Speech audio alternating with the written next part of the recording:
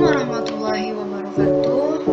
Berjumpa lagi dengan saya Regita Alfiayati. Pada video kali ini saya akan menjelaskan tentang perbedaan dapodik dan EMIS.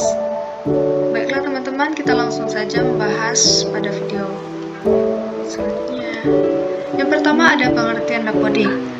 Data pokok pendidikan atau dapodik adalah suatu sistem pendataan yang dikelola oleh Kementerian Pendidikan dan Kebudayaan yang memuat data satuan pendidikan, peserta didik, pendidik dan tenaga kependidikan, dan substansi pendidikan. Data tersebut bersumber dari satuan pendidikan yang terus-menerus diperbaharui secara online. Dapodik digunakan untuk menjaring semua data terkait data kelembagaan dan kurikulum sekolah, data siswa, data guru, dan karyawan, serta data sarana dan prasarana setiap sekolah di seluruh Indonesia, bahkan hingga sekolah-sekolah Indonesia berada di luar negeri. Selanjutnya ada pengertian EMIS. Education Management Information System atau EMIS adalah sistem pengelolaan data pokok pendidikan Islam yang dikelola oleh Sekretariat Ditjen Pendidikan Islam Kementerian Agama Republik Indonesia. EMIS dikembangkan untuk memenuhi kebutuhan jajaran Ditjen Pendis dan stakeholder lain akan tersedianya data pendidikan Islam yang lengkap, akurat, mutakhir, dan tepat waktu guna mendukung perencanaan dan pengembalian kebijakan program prioritas pendidikan Islam.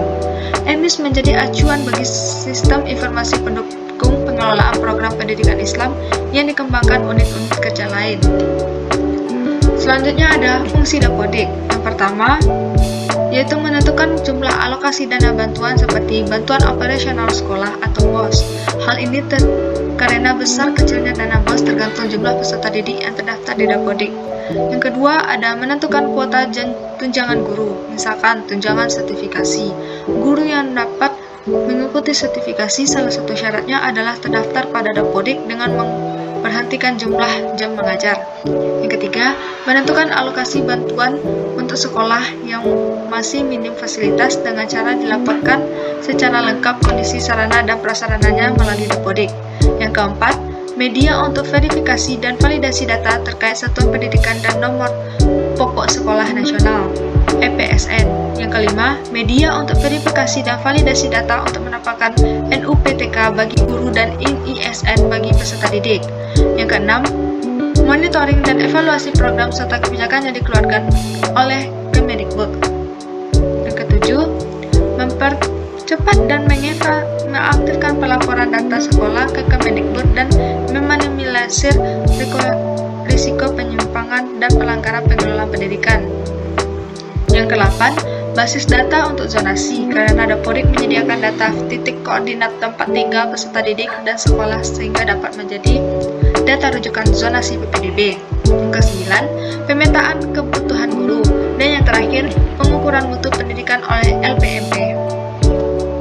Selanjutnya ada tujuan dan manfaat EMIS.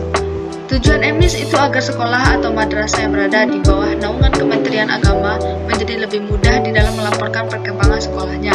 Selama ini, sistem yang lama cukup merepotkan, khususnya untuk mengetahui perkembangan terakhir dan data terkini yang di madrasah-madrasah di seluruh Indonesia. Manfaat dari EMIS yaitu untuk memudahkan di dalam penumpukan data yang valid tentang madrasah, pokok pondok pesantren, dan pendidikan tinggi di Indonesia.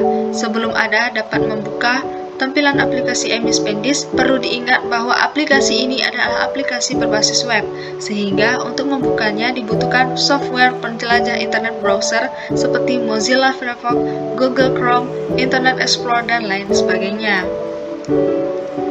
Baiklah teman-teman, sekian penjelasan materi dari saya. Semoga bermanfaat bagi kita semua. Assalamualaikum warahmatullahi wabarakatuh.